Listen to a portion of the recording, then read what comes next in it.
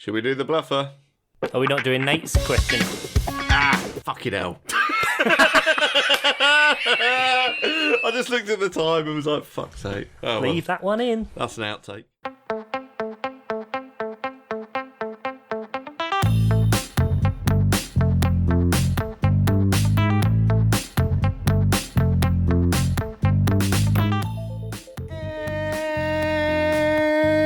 Welcome to another episode of the Miles Offside podcast, where we talk a little bit of football and a whole lot of nonsense.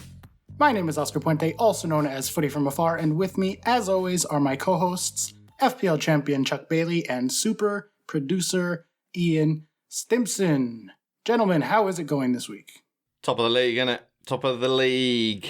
Who are? Oh, well, do I need to ask? 6 in a row? What? Come on. We beat the mighty, who was it? Plymouth. No. Were you playing Plymouth? That was last week. You're beating so many teams, you don't even remember so who many you beat. games. I don't know. So many games just coming at me thick and fast. Doesn't matter. 1-0 down. Win them. Just swatting away teams like flies. Swatting wankers merrily as you go. I'm just getting in early before Oscar even asked me, but 4 points clear. Thanks for asking. Peterborough, out. Yeah, Done. I mean, I was going to make some small talk. You went straight into the Posh Island, checking in for Posh Island. Looks like it's going well. I just pulled up your numbers. You're 79% to get promoted. 79%. 24 percentage points ahead of the second most likely, which is Hull City. Hold on, Ian. Don't finish yet. I'm going to get you there in a second. He's edging. Here are the, in descending order, the likelihood of winning League One, just full out winning. Right now, Peterborough are in the lead, as you might imagine, with 55%. Oh, yes, please. More than half, as you can hear from those numbers. Wait, no. This is the really, really good thing. Hull City are next most likely at 15%. Oh, Hull City, more like shithole City. Good. Shithole. There it is. And we play them either this week or next week. I can't remember. Who cares? Yeah, anymore? and you got 2 games in hand on them, mate. And they're third. I think I'm looking at the League One table more than the Premier League table now. Yeah, you should be. It's more interesting down there for sure. Fuck off, Lincoln, Doncaster, you shit munchers. We're all on the posh train. Toot toot. Although be careful of shit on the ramps. Anyway. Oh, we don't want to talk about banter section done. There you go, Oscar. You're welcome. Yeah, unless Cheers. you want to talk about WandaVision or the Pokemon video game conference announcements that they just did for the next gen Pokemon. I don't know what kind of stuff you guys are into, but I'm not even on last gen Pokemon or this gen Pokemon. I'm so behind on Pokemon. How many are there now? 1,257? in the main series, I believe this is the 9th generation coming out because Sword and Shield was the 8th. So that was the first one I had played since the first generation, so now I'm like into Pokemon again. It's like it's cool, don't worry about it. Like Yeah. Gotta catch them all, innit? So I'm led to believe, yeah. all right. Well, if you are joining us for the first time, that is the banter section out of the way. Thank you for jumping aboard. We love you. We appreciate you. We are a podcast with 2 Brits and 1 American, and we talk a little bit about the soccer, but often get distracted and/or my co-hosts sing in the background while I'm trying to do things. To catch them is my greatest test, and to train them is my cause. There it is. If you came back, thank you. We love you. We appreciate that you're coming back. Tell a friend, leave a review. Sign up at patreon.com/milesoffside for some cool stuff. I'm sure we'll talk about that more stuff later. Did I get the link right this week, by the way? I don't know. I wasn't listening. Sorry. Oh, close enough. Good. Off to a good start. And we like to start things on this podcast with our famous segment, and that is rapid fire news. Vocal fry. Our top story this evening. Forest Green Rovers have put a new spin on grinding out a result by launching a new shirt partly made of coffee waste. The shirts, which the club says are a football first, will be worn by players when they face Colchester on Saturday and will be available next season. Players already wear shirts made of bamboo, but owner Dale Vince says using leftover coffee grounds makes them even more eco-friendly and lighter to wear. Doesn't seem more eco-friendly if they've just had a load made and now they're going to bin them off for something else, though. Just saying. Just putting it out there. What, you think every time something more eco-friendly comes along, they just go for it and then chuck it all in a skip? Yeah, and therefore it's just a wasteful green culture, innit? What? How does that work? I don't know. I've got loads of bamboo socks and they're bloody comfortable. So, if these coffee ground ones are going to be even more, I'm just going to crack open a pack of Nescafe and wipe away. That's how it works, right? Yeah, pretty sure. Yeah. They're just smearing coffee on themselves. I would assume so. That's the only way that could possibly work. This is really nice too because when they wash them, especially in hot water, then they get a whole lot of coffee out of it too. So clean shirts and something to drink. Energy, about the 60th minute, pour a load of hot water over yourself, caffeine soaks in through the skin, bang, Fergie time. That is just science. It's just science. It's just science. They've got the vegan power going. They've got caffeine soaking through their skin. What else? I don't know. Lightning? Can we do something with lightning? Inside the body? And maybe that could... I think we're going to look into that. Put a light? Does that work? I don't know. Satire. If you, because obviously Forest Green are more known for being eco-friendly, vegan, they're more known for that than anything to do with football. And when you Google Forest Green, one of the first things that comes up in the, people also ask, can Forest Green players eat meat?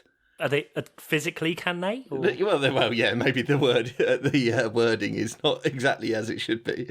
But yeah, as for players, none can eat or bring meat onto club premises. But they can eat meat at home? No, he's... Hang on, look at it. Who's Vince? Is Vince the owner or the one who is driving all of this? I've got the little Google paragraph that just comes up. Owner Dale Vince. That's what I'm seeing in the... I didn't close the tab for one, so I can actually contribute to this. Excellent. Jesus Christ. Yeah, I think he knows that he can't control players when they get home, but yeah, on site there is absolutely no meat able to be eaten. Fair enough. There's been stuff in the NFL where teams have switched to completely vegan diets. I think like defensive line teams and offensive line teams I don't know. Oscar's shaking his head because he doesn't know anything about that garbage sport. Yeah, no, I mean, you guys literally know more about the NFL than I do because you watch some games sometimes. I watch the Super Bowl and that's it. One game each year. This year was my first one and I fell asleep in the second quarter. So. Oh, well, there you go. Never mind. I can't imagine though that players are like sneaking in pepperonis and shit, like maybe just having a meatball in their pocket. Yeah, I mean, it puts a whole new meaning to I'll meet you behind the bleachers and give you some of my meat. Right. After practice.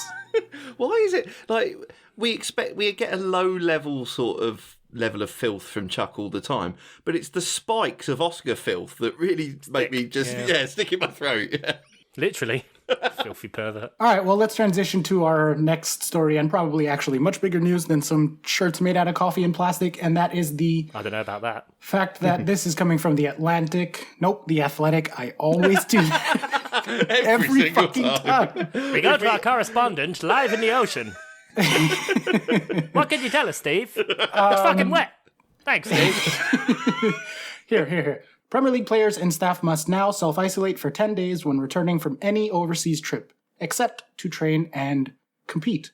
Under new government rules issued to the 20 top-flight sides on Sunday, there were previously no restrictions placed on club personnel arriving back to Britain, having been involved in the Champions League or Europa League or international ties outside of the UK, but according to the fresh guidelines, they will have to quarantine in the same way as any other member of the public and will be only permitted to leave home when entering their elite sporting environment. The 10-day period can be halved if a negative test is provided, and it also removes the quarantine exemption for new signings.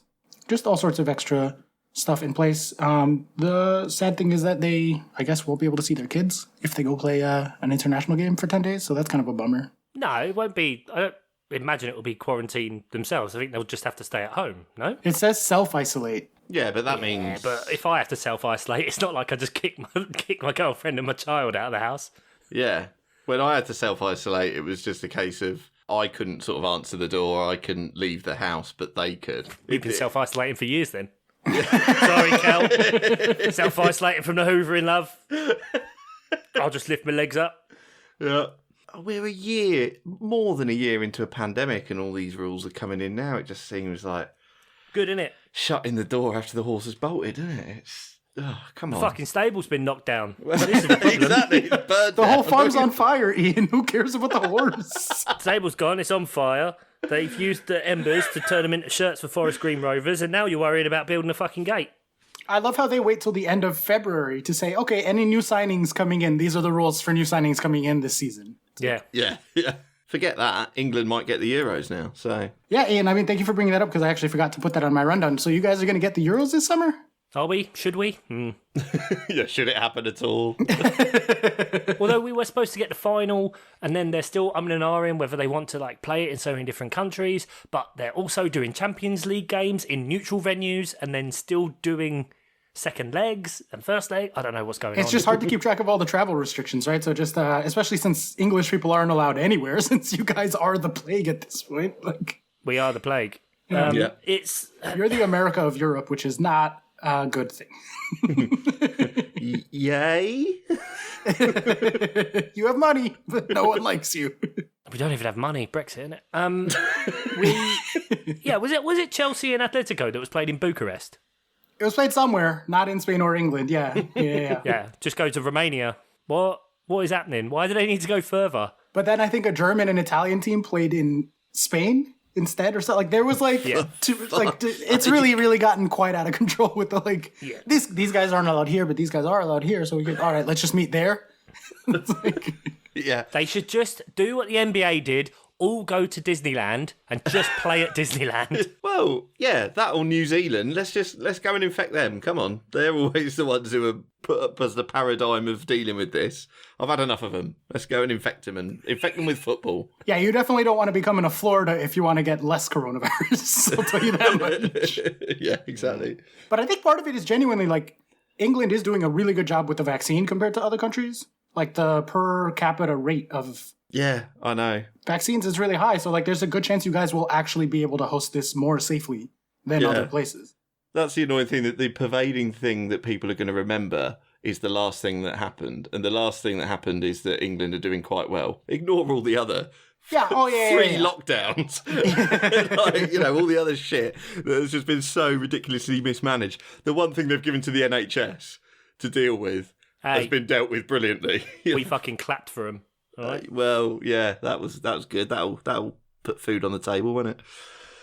Oh dear. But yes, we might be unbelievably, one of the quicker nations to have vaccinated our adult population. So yeah, maybe we'll be able to host the Euros. Who knows? Craziness. The idea of like planning for anything more than a few weeks ahead is crazy to me. So yeah, I don't even understand not possible, that is at it? all. Yeah. All right, well, let's move on then to our next one. This isn't quite a whole story as much as a picture that BBC tweeted, but I thought it was interesting. And that is a quote from Ian Atkins, the Everton's ex-head of European... Always nice to have an Ian in there. Yep. Before the Molde move, he came in for 4 days, and the academy decided he wasn't good enough. I want to see if you guys can guess who the Everton ex-head of European recruitment is talking about. Keep in mind that this is a famous and good enough player that this is a ridiculous quote. That he came in for 4 days and the academy decided he was not good enough for Everton. So let's have a total blind guess in the dark here. Molde, Norway, Erling Haaland. Ding, ding, ding. There it is. Exactly well right. Well done. Point for Chuck. Play the music. No. Was that not? That wasn't the Bluffer? I still hosted and got a point. Yeah, you're hosting this week. You imagine? They had him for 4 days as like a fucking 13-year-old or whatever. However, I closed the tab, but it was a long time ago. Yeah, but there's so many players you hear about that like that just get bounced around different academies or whatever, and then all of a sudden they're worth 850 million. In many ways, it's exactly like when Newcastle sold Ivan Toney to Peterborough. And 25 goal in the Championship, Ivan Toney. Yeah, it's exactly like that. That's what I'm choosing to believe. All right, well, moving on to our next story. This is on a much sadder note, but we do want to send our wishes, our best wishes and our thoughts go with Liverpool goalkeeper Alisson Becker, as his father, Jose Agostinho Becker, has died aged 57 in Brazil. Local police inspector said that Becker drowned at a dam near his holiday home. I would like to thank everyone for the messages and tributes to my beloved father, Alisson said on Twitter. Our family feels loved by everyone. So our thoughts are with his family at this time. So let's just go on to another unfortunate. We did get a 1 week reprieve, gentlemen, but we are back on rapid fire racism. And we have a story this week that Derbyshire police are investigating racist abuse aimed at Derby County's Colin Kazim Richards on social media following Friday's game with championship rivals Nottingham Forest. The striker, 34, scored the Rams' late equalizer in the 1-1 draw. Derby said they were disgusted by the abuse and reported it to the police. So once again, clubs going to the police about this. progress, a good thing, even if it continues to happen. Yeah. What is depressing is that seems to be happening more and more for... Do you know, like, how it used to happen when there would be a really major incident at an international tournament or something, and now it happens when Derby draw with someone? That's even more depressing, that's the threshold it takes for these morons to decide to dip down into racism. Yeah, I do think there is like a negative feedback loop effect here as well. Like the fact that this keeps coming up in the press and there are stories being written about it gives those people, you know, more ideas or whatever. Like it is kind of a two-way street in that regard. And then also, like, this is one of those things where once the media decides that something is a thing that they want to report on, they're going to report on every little instance of it as much as they can, like that. I remember, this is totally unrelated, but I remember a long time ago, there was a summer over here that was like, the summer of the shark attack. And like every week there was like a news story coming out about someone near Florida or someone in like somewhere getting bit by a shark. And then at the end of the summer, it came out that it was actually less shark attacks that summer than the summer before it. It just hadn't been like a media thing. Yeah. Classic. So this does feel a bit of something that's like kind of in the zeitgeist right now in a very bad way. But as long as it continues to come up, we will continue to report on it and shed and shine whatever small light we can. So enough said there. Let's move on then to something much, much more happy and much, much more exciting because it's time for fixtures. And Mr. Stimpson, please cue the jingle because it is also time. Ooh, they're better than they ought to be. Burnley of the Week. It is time to not only crown Burnley of the Week, but this will inevitably be Burnley of the Season. And that is Monday, February 22nd, 2021. Brighton 1, Crystal Palace 2. Brighton 2.6 to Crystal Palace's 0.2. 2.6 to 0.2, and they lost the game 2-1. Oh my God, Chuck, take it away. Strap in, folks. This one could go anywhere. Shove your XG up your fucking ass.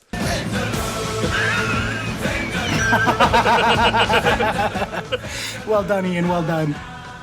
At what point, genuinely, and I've asked this to people in the Slack and I don't get an answer because one of the consequences of living constantly on the edge like I do is no one ever knows what direction you're going in. But genuinely, at what point does being unlucky turn into just not good enough? What point? What point does that happen? Really fucking soon, I think. Yeah, it is a really valid question that analytics people are starting to grapple with as well. I believe Double Pivot did about a half hour on this last week on their Patreon. Was that on the Patreon or the main one? I don't know. One of those, but it is definitely something that is coming up. I think we can save the Brighton talk because there is obviously another very hilarious match involving Brighton this week. I want to hear your Palace take. How fucking good does it feel to, like, what did they, 14 times your XG and you beat them? Right? Just the 14. I mean, you said 0.2. That was generously rounded up. It was 0.18. Let's get the stats up. What was it? Brighton had about 70% possession. 75, I believe. Brighton had 52 touches in the Crystal Palace area. And Palace had 2 touches in the Brighton area. Good 2, though, weren't they? Lovely 2. Oh, good 2. Jean-Philippe Mateta, do whatever you want to me. All over my face, neck and chest. Thank you very much. You're going to do a spinning pirouette back heel goal against the rivals. Get that man a fucking statue. Oh, what did he get for that? Oh, he was dropped against Fulham. Roy Hodgson is a fucking dinosaur. And then Benteke, cool as you like, at the end, bosh. Lovely stuff. But it's fucking abject. I'll definitely stick the needle in and love it because it's Brighton, but there is very much the side of that's depressing. You look at today for Palace, because we record on Sunday, and we played Fulham to a 0-0 and against 18th in the league, generating 0.09 XG, which I believe was 2 shots off target for the whole game. Yeah, it's not good. And it's just, what's the fucking point? What is the point of the football team? What is the point of going on if this is the way it's going to manifest itself? So my opinions on Palace haven't changed. I think it's quite easy to see. And what is good now is not from me, but more people that support different teams are kind of seeing it now, that it's just like, what the fuck? And I don't think, you see the people using this as a basher to XG, and there's because of it's a simple fact of analytics. It's just like there is a margin of error with everything, that sometimes things will happen. It's just percentages, right? They keep taking the piss out of XG on these panel shows or whatever, like what is the Sky Sports one, Ian? The Score Centre or whatever it is, and the BT. I think it's called Old Fucks at a Desk. Yeah.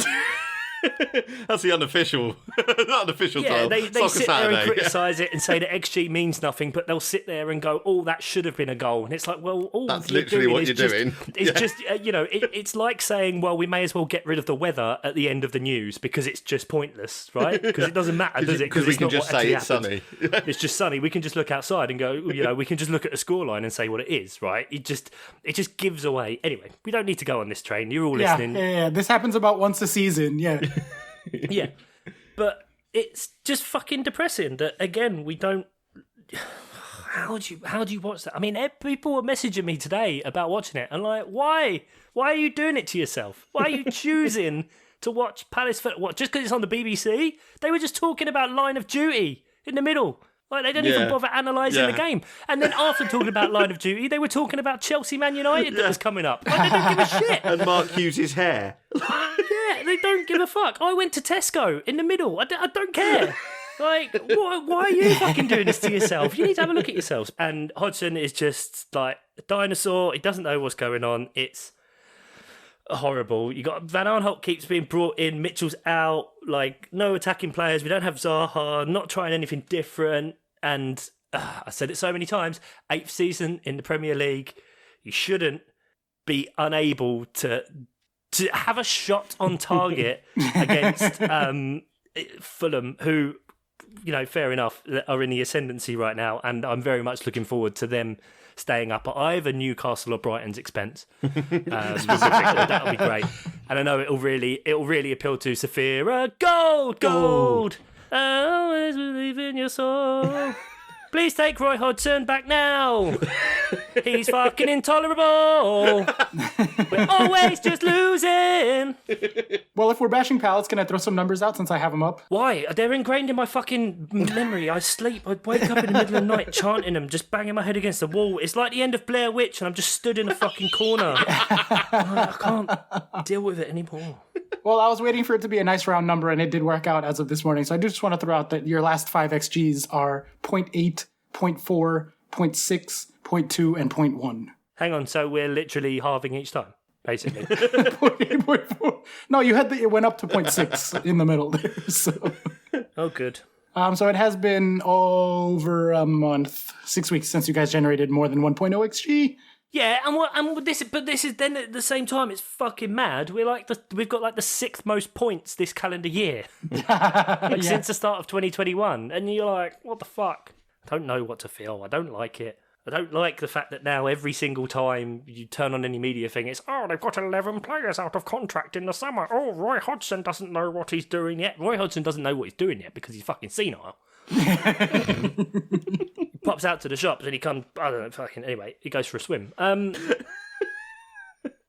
look, we can talk about the Brighton side if you want, because... let's hop over to the Saturday fixture. We had West Brom 1, Brighton 0, West Brom 0.7, 2 Brightons, 3.1. Mr. Simpson, can you please cue the jingle one more time, because this deserves it.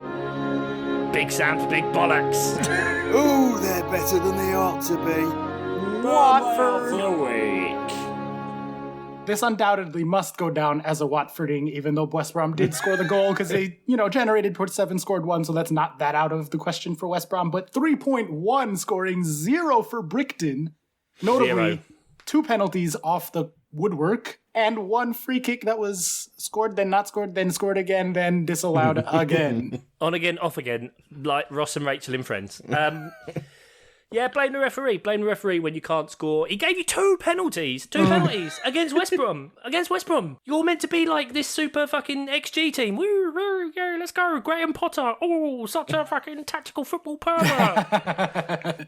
In fairness to Graham Potter, he did come out right after this and be like, man, that was a pretty ridiculous free kick thing situation, but we fucked up 2 penalties, so like, fuck us, we don't deserve shit from this man.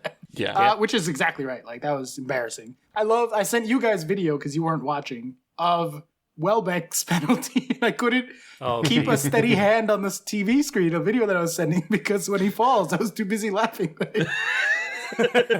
Oh, God. It was good. It was really good. Poor Danny Welbeck. Yeah, it was... Allardyce, tactical genius. Love the guy. West Brom will be safe now somehow. They'll manage it. They won't. They won't. Don't worry. But yeah, it's just unlucky. We're in week 29 now, and we're still talking about unlucky Brighton. Yeah, it has to stop at some point. It definitely has to stop, because I didn't watch the Brighton Palace game live. And once I heard about the numbers and everyone losing their mind of how did Brighton lose that match, I thought, oh, okay, I record all of the matches. I was like, I'll watch that one back. And I watched it back fully expecting to be fully in support of that position. Two touches in the box compared to 50 or whatever it was. Fine, I must be supportive of that position. And then Brighton annoyed me so fucking much when I was watching that match. That's what they do. Seriously, it was incredibly irritating, and I expected to be on their side for it.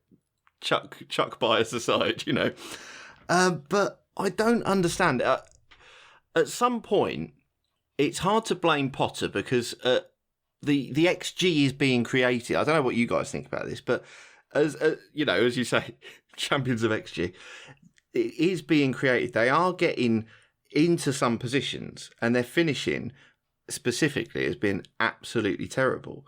But I feel like the players individually have to take some level of responsibility, because I despise the sort of thing of talking about mental toughness about teams, and I do when it comes to the sort of Roy Keane thing of that is all that is all he is able to talk about. There is never any actual analysis. It's just, they don't want it enough, or it's just that's just, you can't be doing that all the time. But with this team, I think there's something to be said. Other than the relative bright spark of Sanchez, who's come into goal for them. Now they've got rid of Matt Ryan, which was a genius move. Getting rid of him to Arsenal is a good move. But, yeah, that was the answer to the problems, wasn't it? Well, no, but obviously not. But it was something, because I think he has been a bright spark. Everyone else has really got a lot to answer for. So for this mental toughness thing, let's have a think about that. They haven't won a game where they've conceded first in the last 12 times that's happened. So when they concede first, they lose. Now, I'm literally just reading off some notes I made on my iPhone as I was watching this game, specifically the Palace game. Dan Burn is a lanky streak of piss who makes bad decisions when things haven't gone his way. Dan Burn, the 6'7" centre back, I believe, who plays as a wing back, playing crosses in, because Brighton do play on average with 5.2 centre backs each game. Right. Okay. Yeah. There you go. Then. Sure. Okay. That would explain some of the finishing, probably. Yeah, but then finishing as well. So you got Lallana seems desperate to snatch every shot he gets. He seems desperate to go for that big goal that he used to be famous for scoring, but hasn't for a while now, and it doesn't happen anymore for him. And because his legs are made of Monster Munch. Exactly, yeah. And he constantly snatches at shots where you just think, just calm the fuck down. Then you've got Maupay. His decision... More like less pay. It should be. Overpay. His decision-making in front of goal is horrendous. He will take a touch when he should take the shot. He'll take the shot when he should take a touch. He never seems to make the right decision in front of goal. Trossard's a good player, but he's so inconsistent. And again, he will make a bad decision when it comes to when he should be taking on a player and when he should be trying to pass it, give and go, and move into space. I find it really hard to sympathise with Brighton. Really find it hard to sympathise. And that was the prevailing emotion on Twitter, it seemed to be. Like, oh, poor Brighton. And I watched that game and I just got angry with them. I saw nothing of it at all. I saw no sympathy at all. Thanks, mate. I appreciate it. I can present the analytics side of it, because like you pretty much covered the like fuck them, they're boring to watch and frustrating to watch, and I agree with that. Yeah. There's a few things going on here. First of all, the way stats work, the way math works, and this works as much for the 538 percentages as like XG and predictions at the end of the season and all that sort of stuff, like statistics, is that no one individual team is particularly likely to deviate from their numbers significantly.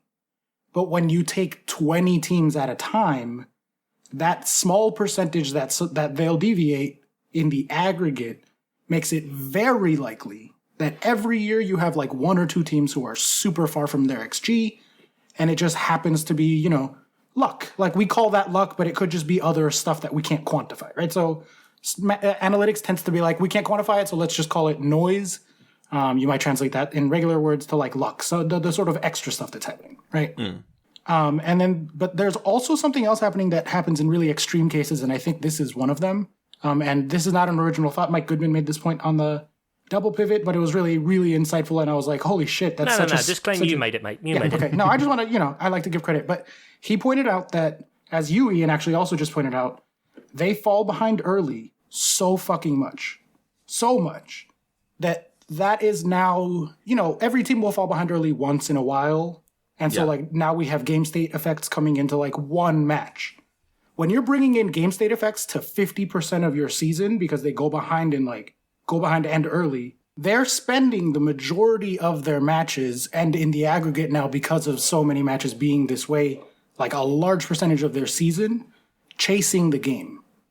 And so they are throwing everything they can into attack because of the game state, and the teams that they're playing against are probably mostly happy to try to defend that.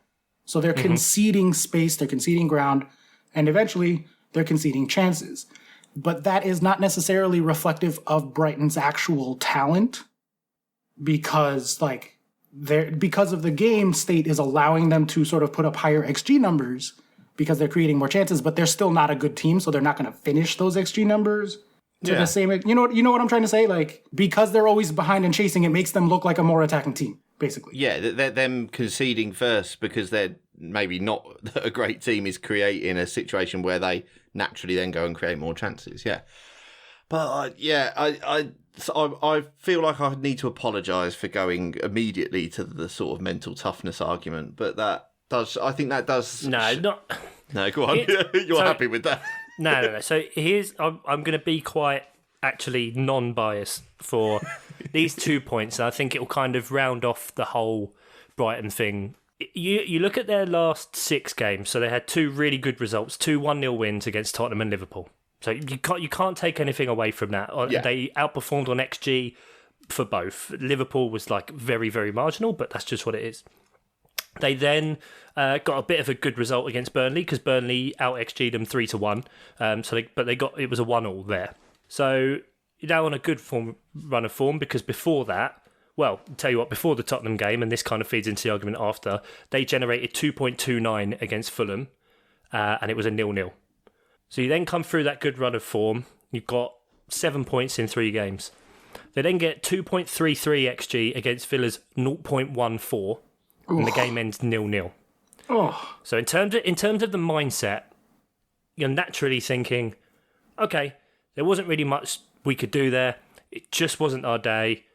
Oh well, we'll go again. And you work through however many days that was. They then had a 9-day gap. I don't know if they played in the cup or anything. A 9-day gap before they played Palace. And in that Palace match, as you all would have seen, they threw everything at Palace. We can do those stats. The high possession, which it doesn't necessarily mean as much, but you could tell where it was happening because they had their record touches for in the opponent's box at 52. Receiving the ball once every other minute for a whole game, that's a lot. It doesn't happen that much in football if you actually watch the game. They generate 2.59. They go 1-0 down to Palace. Then they concede in the 95th minute. Yeah. The psychological impact of that, again, will be, for fuck's sake, what more could we have done? We missed our chances, X, Y, Z. Right, we've got to pick ourselves up again for the next game. 3.12 XG versus 0.69, 2 missed penalties, the free kick fiasco. Once again, they're thinking, what the fuck? What can we do? What more can we physically do? Yeah. So I think at that point, in that way, That's when you can talk about the mentality. Not this team wanted it more, this team didn't. That's a bullshit. But the psychological effect of that, back to back to back, of throwing everything you fucking can at this, generating 8 XG, scoring 1 goal, and coming out of 3 games with 1 point. Yeah. You can't deny then the psychological impact. Yeah, they're almost the reverse Liverpool, because last year Liverpool would score early and then not attack as much as maybe they normally would in a normal game. And so it made their XG numbers look small, which made us laugh and laugh and laugh about how much they didn't deserve the title and everything. But like, that's obviously exaggerated to a certain extent because of their game state effects. So like, that's like a real thing. And I do want to say, like, just because something is hard to quantify or potentially even impossible to quantify does not mean that it's not real and doesn't have actual effects. And so, like, yes, especially like snobby, condescending analytics people like myself are like, oh, mentality, oh, you're so dumb, you're such a fucking dumb idiot. But it's like, no, psychology does have like a visible effect. Like, the more a team does bad, the worse they are. Like, you're extrapolating data from actual real events. It's not machines. You know what I mean? There are other effects. It's just a way to quantify it. And we as human beings, we like everything in neat little boxes and how we can understand it, etc., etc. We won't go too much into all of the, ethical and all the other reasons, but I think we all understand that. We like to know where we belong. We like to know what things are from. But anyway, so Brighton now, the next 3 games are Leicester, Southampton, Newcastle. They are equal on points with Newcastle, and Fulham are now 3 points behind them on 23. So if they're going to play Newcastle, that's a big game. I know Newcastle play Fulham on the last day of the season. That's then a big game for them. And so it will be very interesting to see how the approach changes, if the approach changes, whether Potter just stays stubborn with the way they're playing and we see them continue to generate high XG numbers. Because then, we all talk about Bielsa burnout. It's potential then that it will happen with Potter's Brighton. Because if you're doing as a player and you're hammering it every day, and don't get me wrong, these guys are professionals. They, these guys are living their dream, whatever, whether it is playing for Brighton or not, I don't know. But like, it's going to have an effect at some point. So it'll be interesting to see in what way it adapts. And on the second kind of point that I wanted to make is that I need Brighton to get relegated. And I mean that not as a Palace and whatever. Like, I can't see a world in which Brighton fix this. I don't want to be in it, where Brighton perform to these numbers. Because if Brighton in the summer, they stay up and they invest like 40, 50 million in an amazing striker that can deliver these numbers, like, nah, I can't deal with that. They're third on expected points this year. Third, right, as we speak. Now, Liverpool will probably go above them after this game. I know Liverpool are winning at the minute as well. Yeah. But they're third expected and they're actually 16th. Palace fans saying, oh no, keep them in the league, that'll be good, at least we still have the rivalry. No. You need Brighton to get relegated. Yeah, because they could come back with a fucking fear. Like, yeah, exactly. But I do like to be beside the seaside. I love getting 3 points. What a fucking way to go. It's just beautiful. Fucking seaweed. Love it. 2-1. 14 times XG, and we'll do a fucking smash and grab on you. Fucking have that, you pricks. Well, okay, I think that's a good place to move on then from 1-1 Burnley to another, and that is Saturday, February 27, Manchester City 2, West Ham 1. Are they the West right now? Yes, they are. West Ham 1, 0.8 to 1.9 on XG. No one gets that joke apart from you. I know. But, it's Brom versus Brighton. This one's for all the Burrs, and they lost. Okay. And this one was meant... Anyway, sorry. So now it's Eiton? Yeah, and so now they're just Eiton. Brom versus Eiton.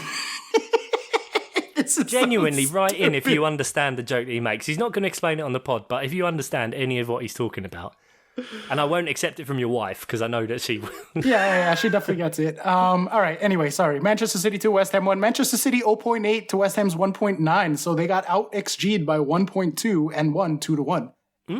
First time I can remember this season, I could be wrong earlier in the season, but this is the first time I can remember Manchester City Burnleying. And it's pretty nice that they Burnleyed for their 20th win in a row. Just a good example of you can't get 20 wins in a row without at least a little bit of luck on your side. And today was their luck. This is true. Yeah, it was stale. I'd say, but they made quite a lot of changes, and I think he, in one go, brought a lot of players back. He got Aguero in at the start. Kevin De Bruyne was in, who, you know, I obviously sent messages about, De Bruyne looks rusty, and then 5 minutes later he plays that inch-perfect pass to Diaz, and it's fucking beautiful. But it was very much watching them play, and the end result was kind of like what we've been saying about Man United. It was just a couple moments of individual brilliance rather than... Well, I'd say the De Bruyne one was individual brilliance, and the Stones goal was terrible defending from West Ham. Like, they just switched gifted. off. When you know one of the elements of a team playing is they're going to drive to the byline and cut it back to the centre, to the penalty spot, and you're going to have just leave Gundogan and Stones unmarked in that area when Mahrez is going down the line. Like, you deserve that one fully. It was City getting the job done that they needed to do, really, wasn't it? West Ham were great. Yeah, they were great, actually. But this was the sort of ugly win that champions have to get sometimes, isn't it? Well, and don't underestimate the effect of like the Champions League this week on an already bunch of tired teams. Like all four... Yeah. Are United still in the Champions League? They are, right? United are in the Europa League. Okay. They had Sociedad. I don't remember what the score was for the second leg, but they were carrying a 4-0 win. Across, that's right. I remember that now. You're right. But I think like all the Champions League teams really looked fucking tired this week. Really struggled. Like really, I mean, obviously the Chelsea United match we'll talk about later was just like nothing for 90 minutes. Just really, really tired people just staring at each other while the ball rolled around the ground. But that is how City felt as well. And I don't know how Liverpool are doing. As we speak, we are recording as they are playing against the mighty, mighty Sheffield. But I'd imagine they're also looking very slow and tired because they have for pretty much every other game recently.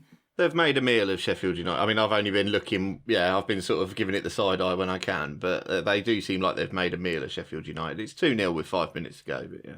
One was an own goal. Don't underestimate how tired these teams are, right? Because like even City, who Pep has like tried to design a squad around like keeping them from getting burnt out, will just look tired from time. Like it's fucking crazy how much soccer they're playing. Everything else that's going on in their lives is hectic, just like ours. Like all that sort of stuff. That's not to make excuses, but like it will happen. It's not. I don't see this as any like sort of area for concern for City fans or for Pep necessarily. Although I will say Aguero did not look like he knew what the hell was going on in that system. He looked very out of place. But I'd also argue that I don't think anyone really knew what was going on in that system. There were a lot of wayward passes. Yeah. It was very scrappy. And that's kind of what led to the West Ham goal.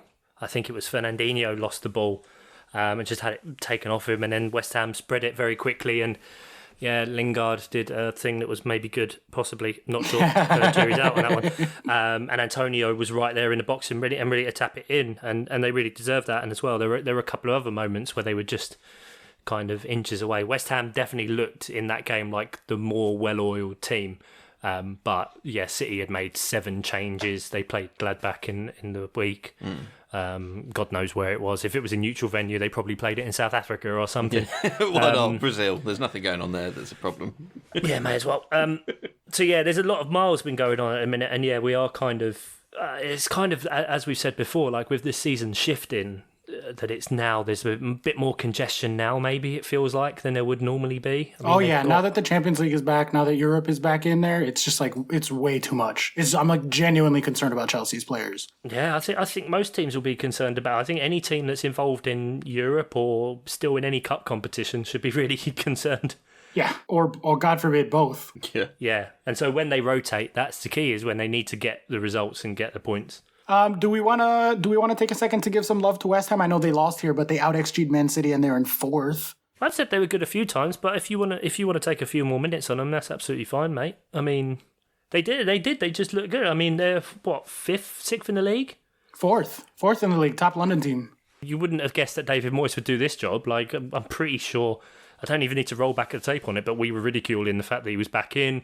Yeah. You know, anytime you get back a manager that you fired, like 2 years ago, 2 and a bit seasons ago, maybe. All right. I mean, it's Darren Ferguson's 3rd stint with Peterborough, so simmer down. As I said, joke of the club. But no, I think West Ham are in a precarious situation, I think, especially as Antonio is their only striker. They're having to manage his minutes incredibly closely and the way he plays, especially because of how physical his game is. I mean, he's a fantastic player. I love watching him. He always makes me happy. And to see him scoring. But that would be interesting if they then get another injury to Antonio or something, how they then manage with that up front. But players like Bowen, begrudgingly, players like Lingard that have come in and taken to it really well. I mean, Souček is Souček. He's a cheat code. Probably should have scored in like the 94th minute of that game.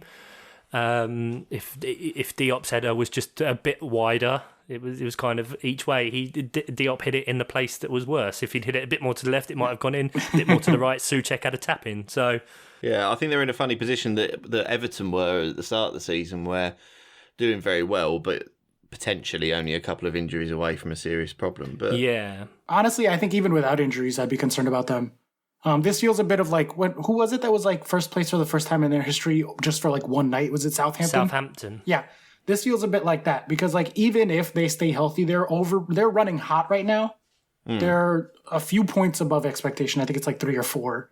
And they're like 8th for XG difference per 90. So like, you know, over the course of the season, they're not like, they don't have so much of a points cushion that I don't think that can end up where they end up. What you've got to remember now is obviously like I've got it on expected points at the minute, and you've got a team in there like Brighton, which is above them, which Brighton is a colossal way. You know what I mean? So you can effectively take that slot out, and I'm happy to just delete Brighton. That's great. So by expected points on that kind of merit, West Ham are 5th.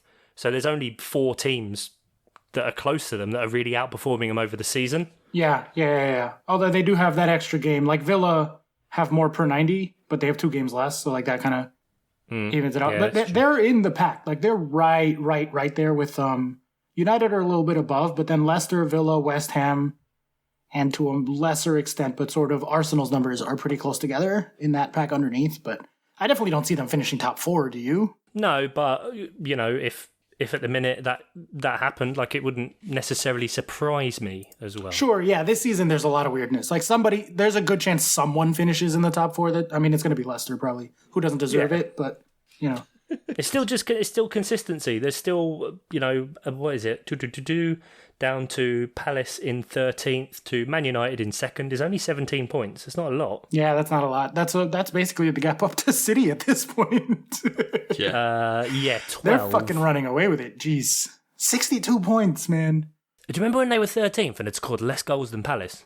Well, yeah, less goals than Calvert-Lewin, we specifically said. I'm hoping that Chelsea are in that same like month of, wow, these guys are boring and don't look like they have any idea what they're doing, and then all of a sudden it clicks. And hopefully, because if I'm watching a Chelsea game again. It's just... I know. Do you want to just skip to that? I'm fine with skipping to that. Sunday, February 28, 0 Manchester United, 0 Chelsea 1.2 to Man United's 0.4. Other days I might be annoyed that we did 1.2 to 0.4 and didn't get the win there, but like honestly, it was pretty turgid watching. This is yet another boring Chelsea match since Tuchel took over, but also another, we still, 8 or 9 games without a loss, 7 clean sheets. Yeah, and you'll take it after the trip to Bucharest or Budapest or whatever Chelsea went to in the week, and getting, you know, I will say that Atletico looked crap and like they genuinely didn't want to play at all.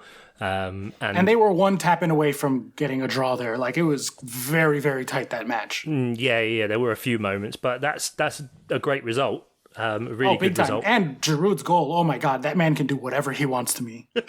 That's the second time that's been said in this podcast. I mean, I'll say it every week if you need me to. That man can do whatever he wants to me. I'll just sit in the corner. I won't get involved or anything. I just like to Chuck, watch. Oscar, Mateta, and Giroud. That sounds like a party to me, baby. Yeah, it certainly does. It's the Frenchmen and their sexual rawness. Yeah. Oh my God. Actually, speaking of Frenchmen, that is basically my only Chelsea take at the moment. Is speaking of Frenchmen, I do think that this might be the end of Kanté, N'Golo Kanté. I am getting closer and closer to the opinion that they should probably try to sell him this summer, even though he's, fucking N'Golo Kanté, while they can still get some money for him. And like Real Madrid or PSG are still willing probably to sign a name like N'Golo Kanté because he's not fully out of his prime yet. But I don't see how he fits in this system. Right, I was just going to ask, do you think it's a drop-off in him or just that he doesn't fit with... A bit of both. I'll say this. If we were playing world-beating football, favorites for the Champions League, favorites for the league, something like that, and he's at the heart of that, I'm like, no way in hell. Would you even consider selling him? You ride him till the end of his contract. Yeah. You lose that money, whatever. But given that we're not like competing at the top level anyway, I tend to be of the belief, and this goes against, the conventional wisdom and most fans or whatever. There's one of those cases where I end up in the outside because of stats reasons and stuff. But I tend to be of the opinion that you should sell famous players when they are still in their prime and you can get money for them, unless you have very, very, very compelling reasons not to. Like the default should be, let's sell at 28 or 29. If you're Liverpool and you have Salamane and Firmino all the same age and like are doing the things that they were doing, fine, ride it until the end, and they're going to have a huge problem next summer. But no. But like Conte is not that. So I don't want to have a Willian where like we could have sold Willian for 50 million to Barca, 60 million to Barca, a few summers in a row. They were after him. And then, he went for free to Arsenal. Like that was money that we could have made and invested. So I kind of want them to do that with Conte because he's not the right central midfielder for a Tuchel system. And by the time we fire Tuchel, because we give 14 months to a manager on average, right? We did that math out the other day. True story. By the time Tuchel's gone, Conte will be too old to get significant money for him. So cash in while we can is where I'm at. That's kind of all I have as far as takes with Chelsea. Yeah, I mean, it's just got to be qualified for the Champions League, innit? And that's it. Maybe try and big time. Get to the final, win it this year. It is wide open. I'm telling you guys, man. Like, other than City, there's no team in the Champions League that I think is necessarily on paper better than Chelsea. Oh, wait, no, and Munich. Sorry, City and Munich very clearly better. Yes, just that juggernaut. Yes.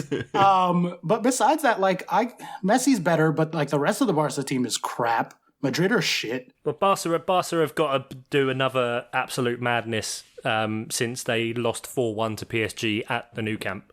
Right. Exactly. So like I don't see a team out there that I don't think if Tuchel's attacking system starts to gain traction, which it might be, that I'm afraid of. Honestly, I'm not afraid of anybody in the Champions League right now. It's just the problem of getting past Bayern or City. Such an easy thing to do. Just that. Well, if you can avoid them till the final, we already beat Bayern in the final once, being the much, much, much worse team. So true. All right. Should we talk about Villa Leeds? ? No. Okay. Should we talk about Newcastle Wolves? Fuck no. Jesus. Newcastle generating 1.95 XG with no Callum Wilson. Yeah, not bad. Your boy Alan St. Maximan. Exactly. Yeah, he had a good looking game. Maximan, I want to be Alan Max. He can be there with Giroud and Mateta as well.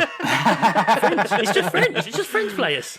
Yeah, I guess just French people are very attractive, I guess. Shout out to all our Paris listeners. Remember when we were big in Paris for like a week?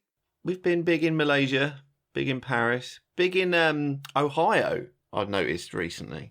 Shout out Cleveland. Yeah, shout out or Akron or Dayton, Ohio. I spent a night in Dayton, Ohio, checking out the Museum of the Air Force for 2 days on a road trip with my buddy. Beautiful place. Did you download a couple of times? That's probably it. Yeah, probably.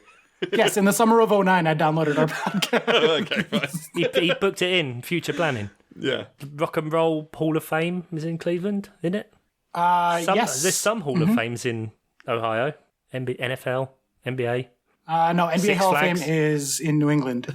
No, Cedar Point. Cedar Point's in, yeah. Good. There you go. Theme park. That is this week's edition of Facts About Ohio that may or may not be true. Ohio Watch.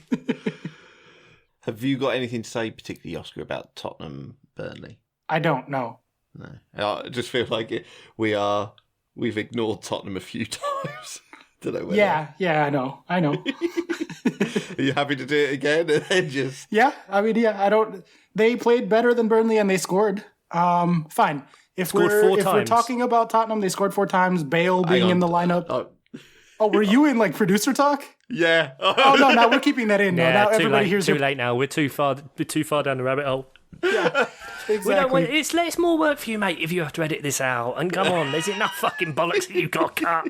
The people love a peek behind the curtains anyway. Yeah, we've been avoiding Tottenham. They're not like Leicester. They're not that interesting or whatever. But as far as interesting things about that Tottenham match go, the fact that Bale got a start and that front line, I saw a lot of Spurs fans on Twitter being like, oh, finally, we're actually playing our best front line. Kaylee said that, I believe, and obviously our good friend Jeff was also quite pleased with Bale being in the lineup. He also wasn't happy that Lucas Moura was starting. I believe he said he's where possession goes to die. Yeah. Lovely. What a lovely he did say phrase. that, yes. Yeah. Wasteful. To me, it's too little too late for Spurs. Honestly, it's too little too late. Like, what are they going to do at this point? What does 538 have them at? Like, 14%. Actually, that's not nothing. They're 14% to make the Champions League. That is correct. That is not nothing. There's a clear pack of United, Liverpool, Leicester, and Chelsea. And then down from there, there's a jump to West Ham. And then down from there, there's a jump to Tottenham. So that's about where they at in terms of qualifying for the Champions League, according to 538. Looking at expected goal difference per 90, they are 1, 2, 3, 4, 5, 6, 7, 8, 9, 10th on XG per 90, according to 538, according to FBref. So, like, I don't really think there's much interesting there. Like, that's why I keep not talking about it. Yeah, but, it's just the bipolar nature of what Tottenham you're going to get. Like, no one knows, really. That's you don't true. know. And that's just the way Mourinho is for some reason. Like it, and it almost seems like you could believe it's deliberate, that he just makes it so fucking turgid and all this kind of stuff. And, you know, I've been saying for a while, like, what was the point in getting Gareth Bale in, you know? Like, what if Mourinho was there when he was part of, like, being brought in? They're paying a shit ton of money for him and he's just not playing. You're like, what was the point? I wonder how much of that is injury stuff behind the scenes that we just don't know about. Like, I know he fell out a bit at Madrid, but he's a very good player on a lot of money to be getting, like, no minutes at two different Didn't he clubs score the now. winning goal Like, in 2 Champions League finals? I know he scored what I believe is the greatest club soccer goal of all time. Which one? The overhead kick or the one where the he overhead ran kick. so far and ran around the linesman, beating the guy? That was probably one of my favourite goals of all time. No, the overhead kick in, like, the 70th minute of a Champions League final on a poorly hit cross. The reason it was an overhead kick is because the cross was behind him and he had the fucking mental capacity to, like, slow down, turn around, and then win the fucking Champions League like that. So anyway, but, like, he's too good to not be getting played by this many clubs and these many managers. It reminds me of Batshuayi, right? Like, what the fuck is Batshuayi doing behind the scenes that nobody likes him? 7 different managers now are like, nah. Why did Palace loan him for a second time if he wasn't playing? And when he played for us the first time, he was injured for a while and then came and then he scored like 5 goals in 9 games or something. Yeah. So I don't know similar boat. I don't know what the hell's going on with Bale behind the scenes. I think that it must be something behind the scenes. Otherwise, he's too good to not. But he's getting played now. I was going to say, yeah. I mean, if this is a time to hit form, then Tottenham might be able to go on a little run. But yeah, I mean, on their day, Tottenham are like very good. Their attacking line is terrifying. Kane, Son, and now if Bale can be good too, like, forget it. But how many points behind are they?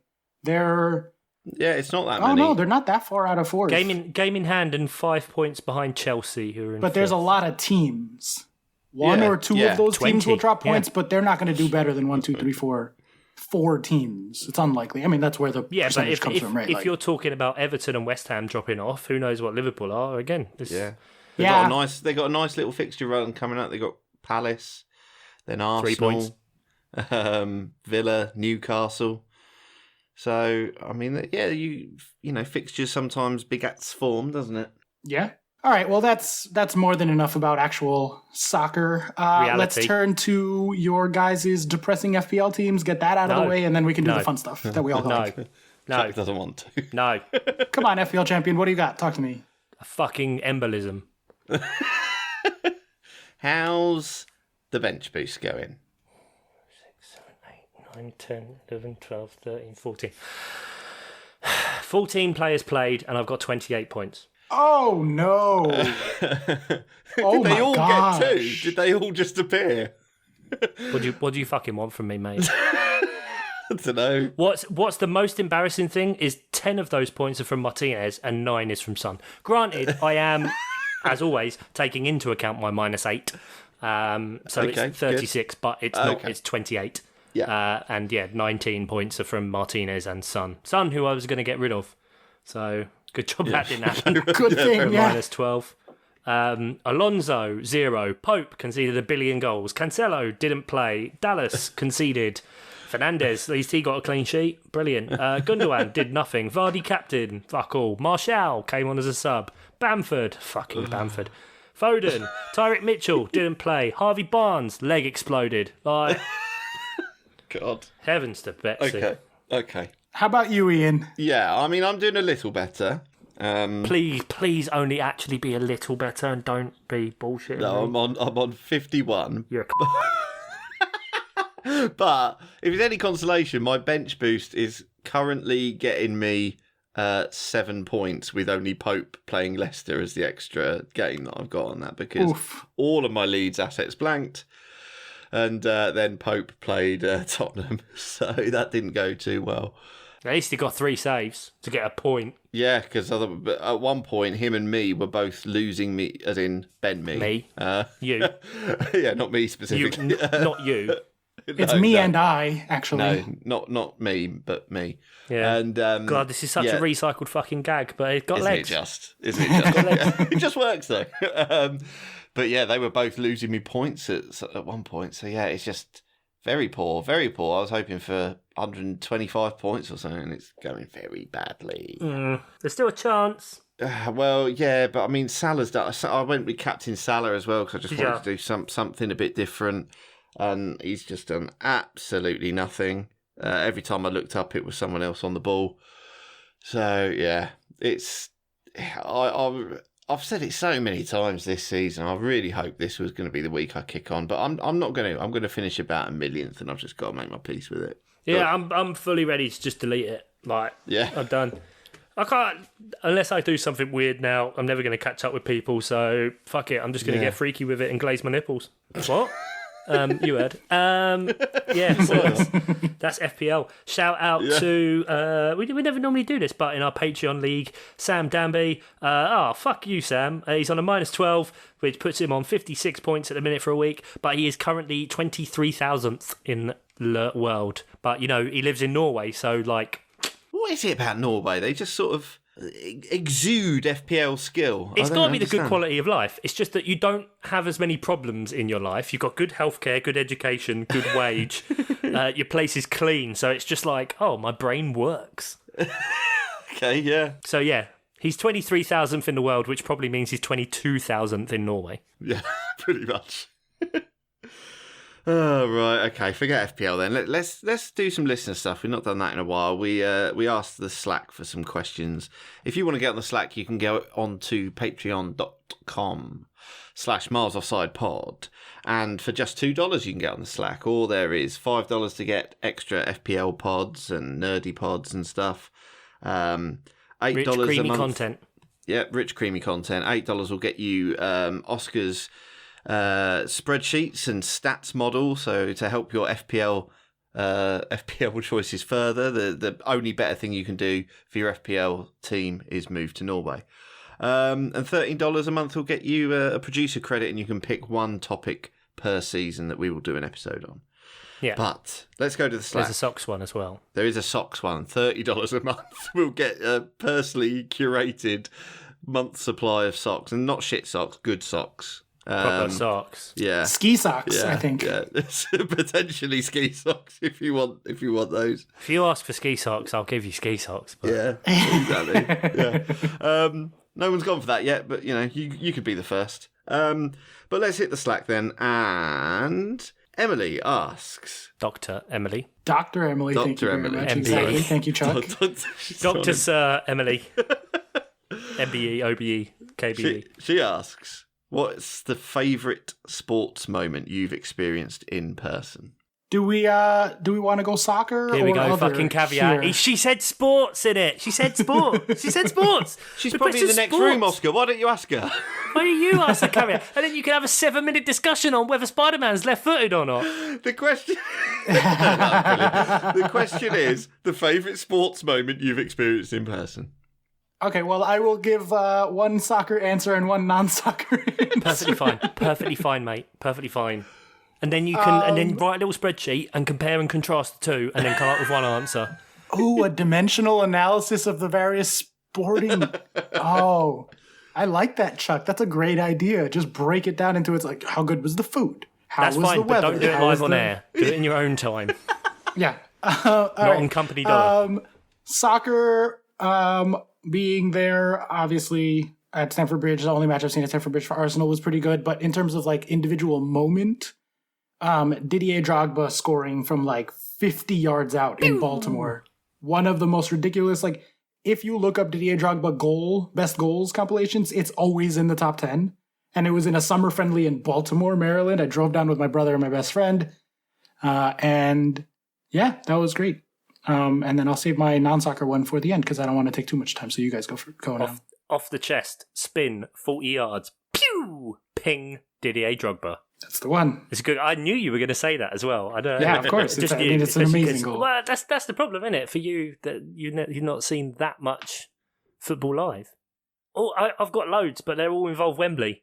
That's what I just thought. The home of football, the cradle of football, the shithole. No, it's not. It's quite nice, actually.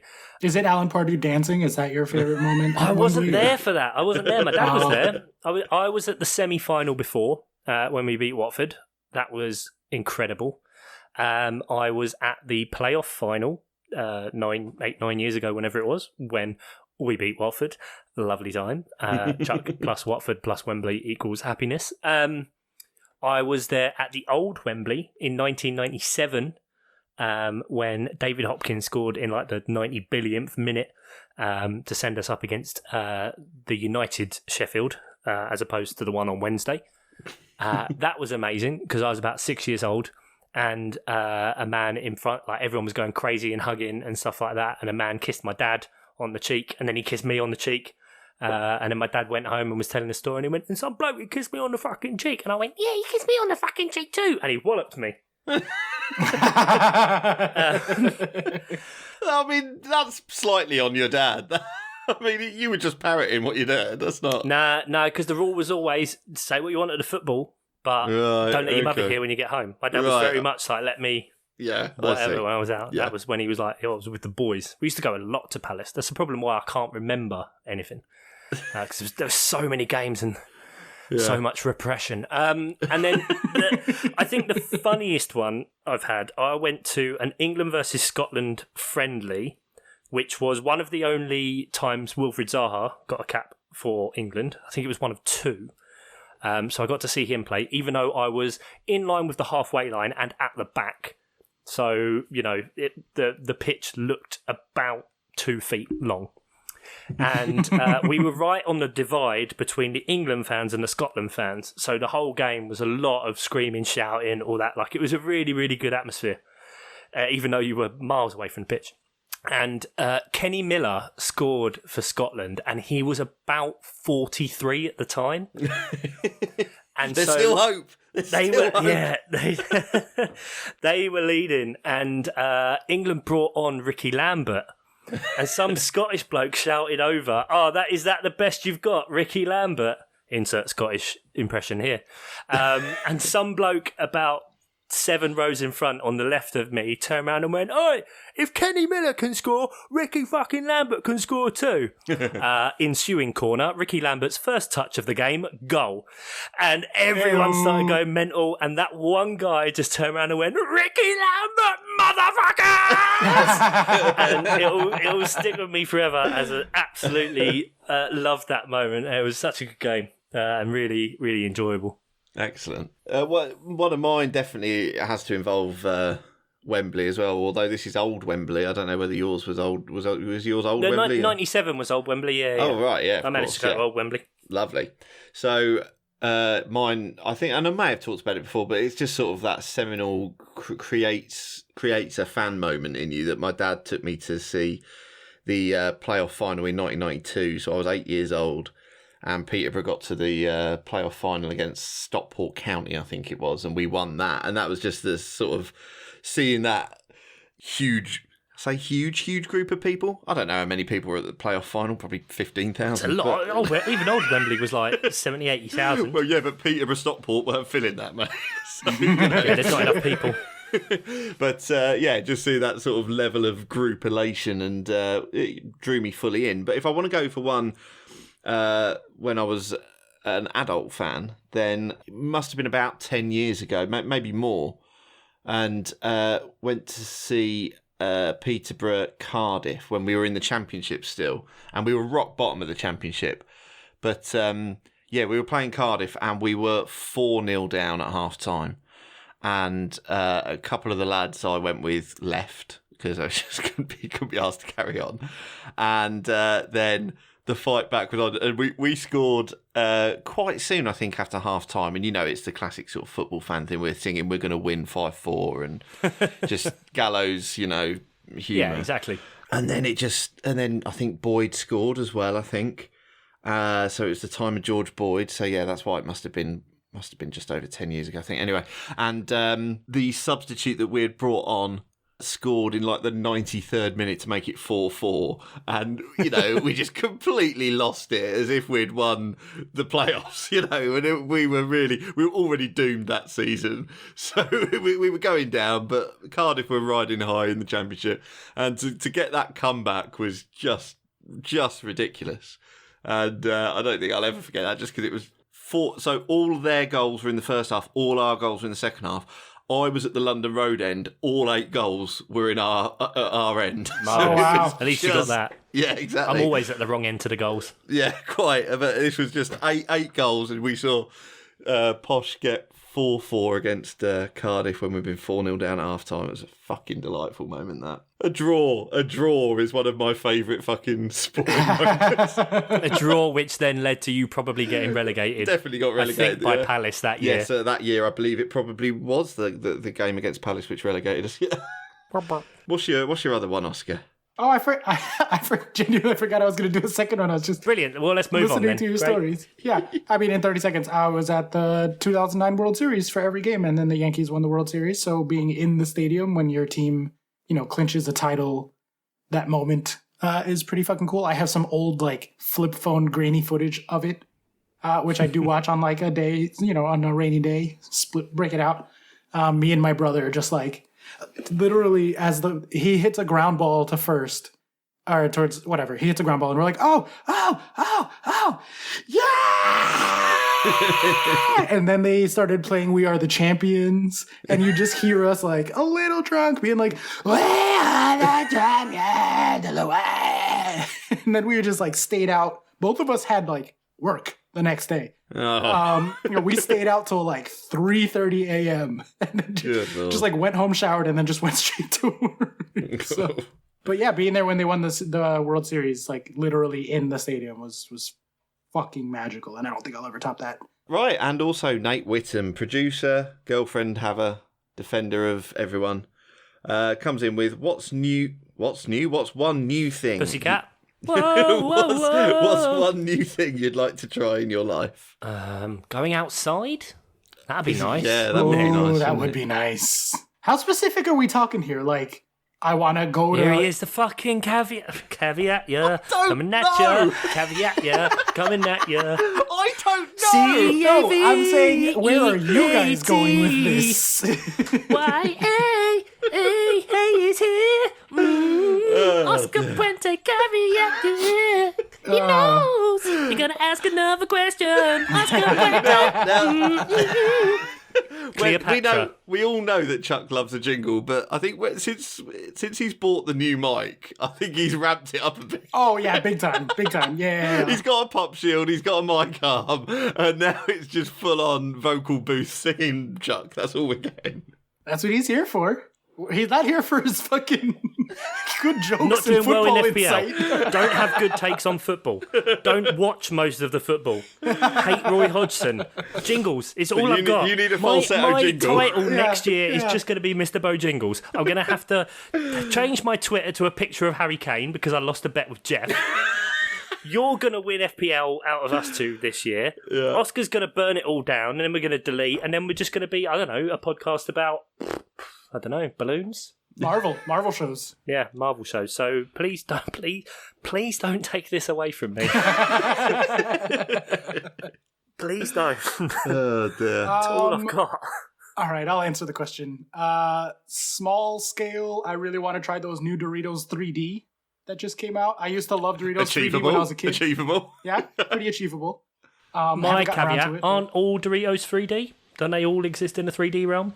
How many dimensions are Doritos but there's normally? A specific product called Doritos 3D. You know what it's like? Fruit Gushers, but instead of... Do you have Fruit Gushers over there? The candy Fruit Gushers? I know what Fruit Gushers are. Okay. Except instead of like fruit juice inside of a chewy candy, it's Dorito powder inside of a Dorito shell. Right. Oh my So God. much dryness. Isn't that just going to be like the Not cinnamon like a challenge? lot of powder in there, but it's like it's a whole lot. I wonder if it's going to be like cheese football type powder, Ian. Yeah. Yeah. Oh yeah, for sure. That's what it is. Yeah. Like you eat it and then it just sticks to every part of your mouth. Correct. Yeah. They used to have them in the 90s. They were great. They were like my favorite snack. They brought it back as a limited event thing. Right now, I haven't gotten around to it. So that's the small scale thing.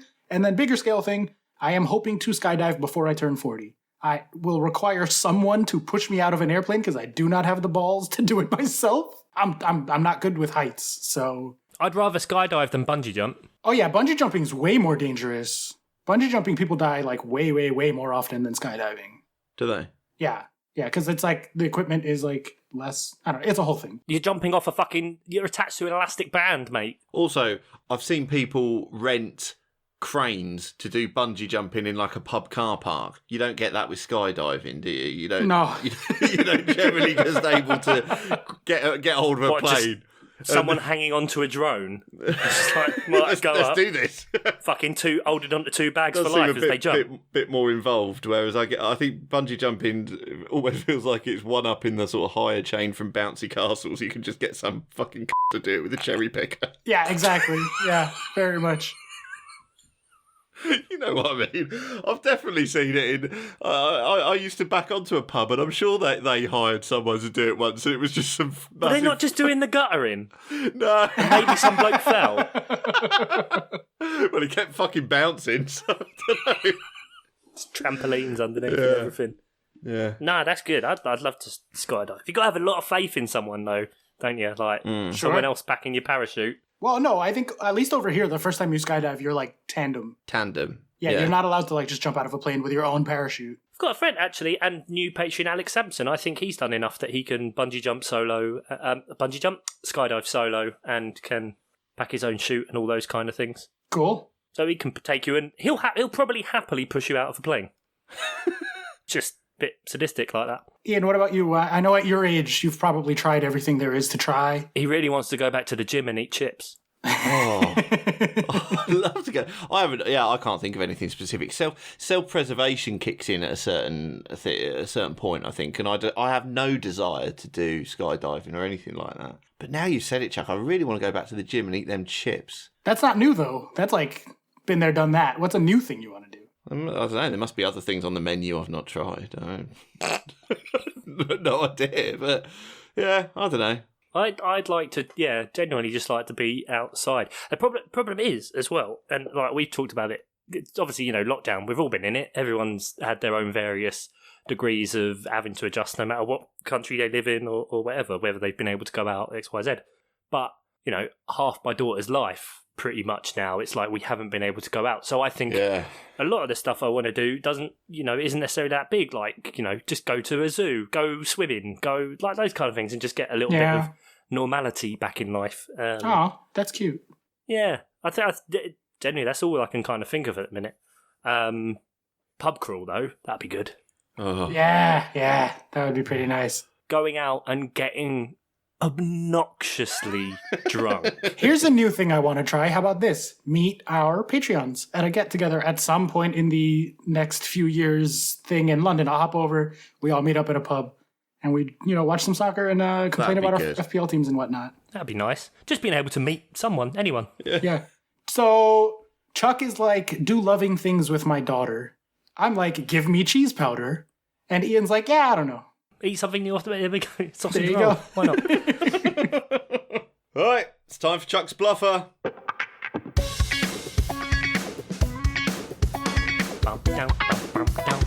It's the Bluffer. Yeah, we're doing it. It is the Bluffer. It's my turn to host. You all know what it's about. I will posit a question to Oscar and Ian, and there will be a certain amount of answers. They'll bid higher and higher. Oscar will say 7. yes, and Ian will spend 20 minutes writing answers down and then concede. I obviously do things a little bit differently and have categories. I have so many things, many minutes of research, copy and pasting, most of which is probably wrong. I will go to Oscar first this week. What are the scores, by the way? I think it's 6 to me, 5 to you guys. No, I'm on 6 as well. Yeah, it's 665. It's 6 to me, 6 to Chuck, and 5 to Oscar.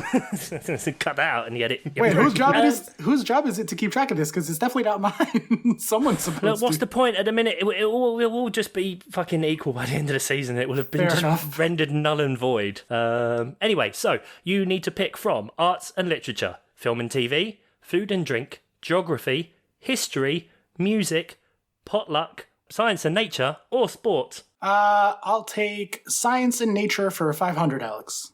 So, well, there's not 500, there is 29. So I need to remember how to explain this because it might not work properly. Are you aware of the SI units?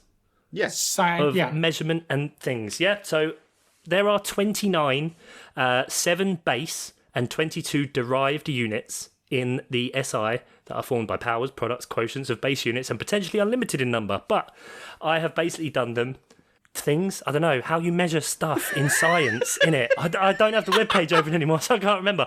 I will tell you it's not including things such as something per something. Okay. It is the individual units wherein it could not be described in any other form but itself. Yeah, I know it's hard to explain without. But yeah, you can't derive one from others. Yeah, okay, fine. Yes, I will be a bit lenient with some of them and be a bit fair because it's going to be quite obvious if they fit into each other or whatever. But you know, obviously, there's many different things in this world that you can measure, and these are the SI units. So, Oscar, how many of the 29 can you get? 7. 7. Oh, that's quite a good opening bid. That 8.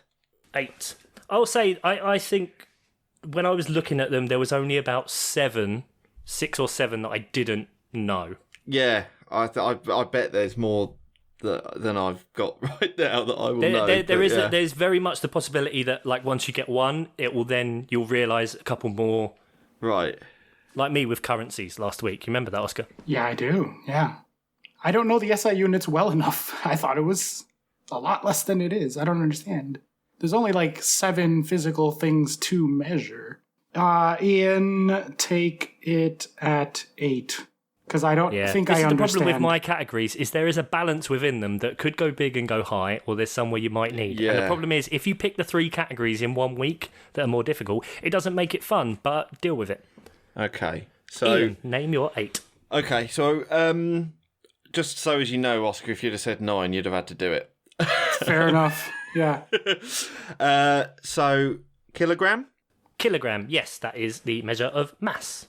Okay, meters or meter? Meter is distance. That would have been if you'd have said like centimetre.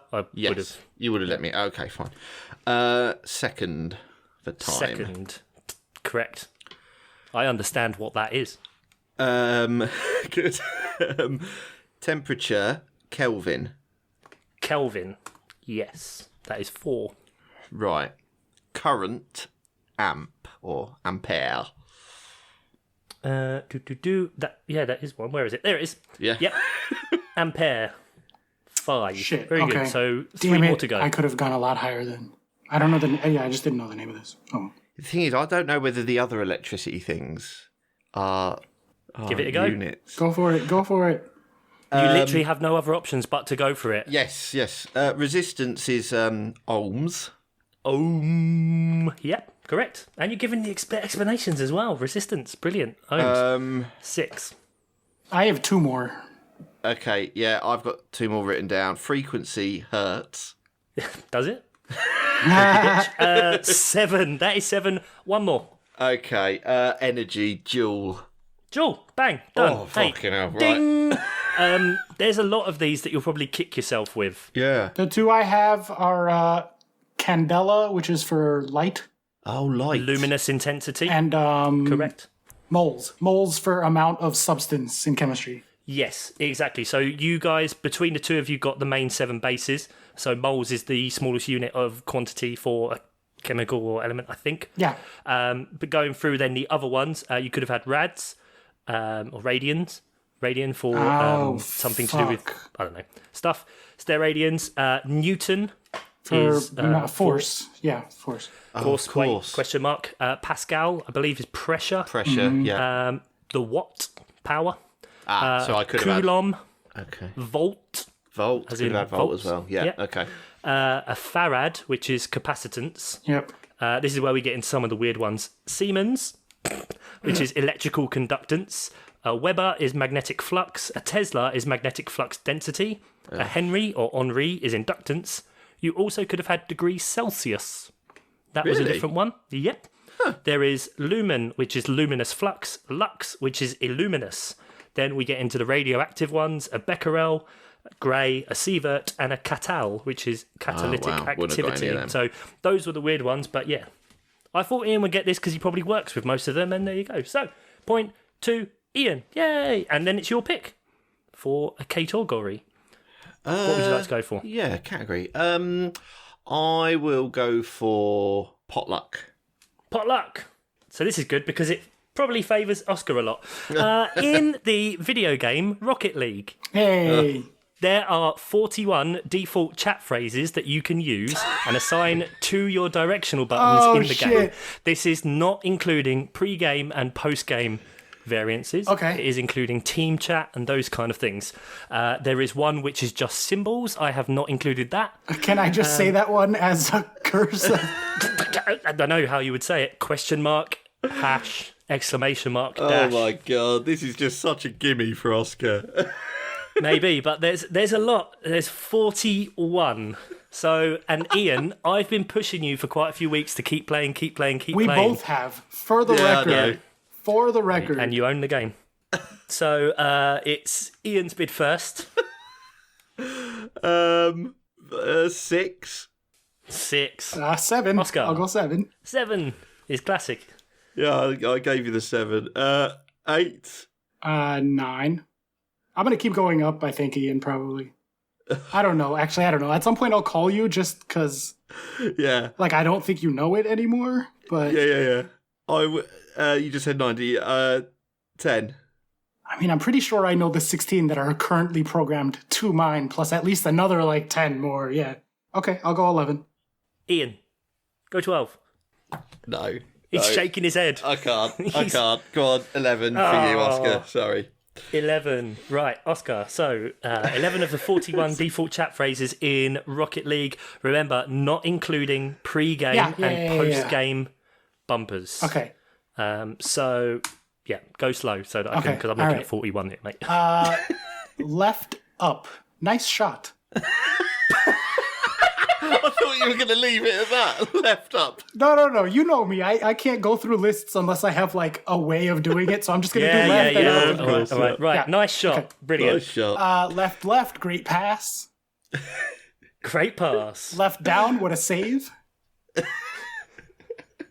And left 3. Left, right. Thanks. 4. Down. Sorry. Yeah, I we use that one a lot. Yeah. 5. Down left. My bad. And that one. That one as well. 6. Down right. No problem. 7. Oh, I don't know what's on down up. All right, let's go to right. Move to a different direction. Yeah. Right. Self-imposed rules. On your right. On your right. Right, left, on your left. Brilliant. If you hadn't have got that, that'd have been weird. 2 more. 5, 6, 7, 8, 9. Yeah, 2 more. Right up. Wow. Wow. And for the win. All right, I'll just freeball it for the win. OMG. OMG. OMG. That is 11. Fantastic. You could have also had all yours, bumping, calculated, centering, close one, defending, faking, go for it, great clear, holy cow, I got it, in position, incoming, my fault, need boost, nice block, nice bump, nice demo, nice one. No way, no! Okay, oops, passing, savage, sick! Take the shot, what a play, woo, and whoops! There you go. Yes, if you'd have said, like, good game, out. Or GG. Oh. Yeah, because I that's had an after GG one. written down, but of course you did Yeah, say after. Yeah. Everybody okay. dance. I said before as well. Rematch. So Rematch. point apiece. Rematch. What a game. Rematch. Everybody dance. Everybody dance. Right, okay, so, Oscar, it is your pick. It's one apiece for the win, baby. I'll go history. History. Okie dokie. So this one, I'm assuming Oscar's knowledge probably is better than Ian's. Yay. From the year 1485 to currently, there has been 23 official monarchs of England / Great Britain, whatever it is. That is from the commencement of the Tudor house up until now. How many of the 23 can you name? It does not include like cohorts and consorts, not cohorts. What am I talking about? And it doesn't include like disputed claim ones. Yeah. If you see what I mean. And they must have been king or queen. I'll start off with 7. Classic. Ian. Oh, man. You've both watched The Crown, so I know you know a little bit. So I know one. Oh, yeah, there you go. What did you say? You said 7, didn't you? Yeah, 8. 8. 9. Ian, you're going double Ds? Yeah, 10. Oh, okay, now I actually have to think about how many I know. Brilliant. Hasn't been doing that since. No, I that's how I play this game. Yeah, I'll go 11. 11. I can do the beginning, and then I can do backwards going from now. It's the middle bits that scare me. Yeah, go on, do 11. You're going to get them, but I just don't have confidence in myself. Ooh, okie dokie. Everyone's conceded. See, this is why I didn't mind doing this one, because everyone would think, oh, this favours the English person. But yeah, Ian and I know fuck all about this country. Right, Oscar. 11 of the kings and queens of England from 1485 to present, please. All right. We have, let's start off with the first 2, the Henrys, Henry 7 and Henry 7, Henry 8. Yep, Henry the 7th, Henry the 8th. Mary the 1st. Mary the 1st. I think there was an Edward in there between those, but I don't know for sure, so I'm going to keep going. Lizzie the 1. Lizzie the 1. 4. Okay. This is the middle bit where I don't know, so I'm just going to jump to George, because then it's from there, it's the British colonies and stuff, so I can do it from there. So George 1, George 2, George 3, George 4th. Yep. Then was it Victoria? So that's 1, 2, 3, 4, 8. You're on. 3 more. 3 more. Okay. I don't know if she's next, but she's right around there because we're in the middle of the 1800s, so I'm going to say Victoria. Victoria. Then George 5. I'm going to say next. George the 5th. Yes. And then from there I can... 1 more. No, I can give you 3 more, sir. We have... 1 more. Okay, fine. Elizabeth II. Lizzie 2. This time it's personal. Play music. The irony of born in the USA running out as American names. The British monarchs. You could also had Ed the 8th and George the 6th. I missed a couple Williams in there, but I don't know what numbers, so I have this is the nothing to do thing. with I that. don't know when numbers start, and yeah, that's Like, there's definitely Williams, there's definitely James, there's definitely Charles in there, but like, who the fuck knows how many? Yep. So both of the Jameses, both of the Charleses are in there, both of the Marys, both of the Elizabeths, fuck's sake. all of the Georges, and Yeah, the Georges was what else easy. could we have had? The Georges is like why that was not that hard to get so many of them. Yeah. So James the First, Charles the First, Charles the Second, James the Second, Mary the Second, William the Third, Anne, and you also missed William the Fourth, Edward the Seventh, and that's about it. Yeah. Well terrible done, hole in my Oscar. knowledge, but well done. Well done. Thank you. How is the science category the one I lose?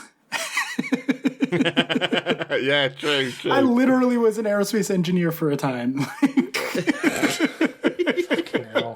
Before all the math stuff. I mean, I guess there's math in there, but... Oh, dear.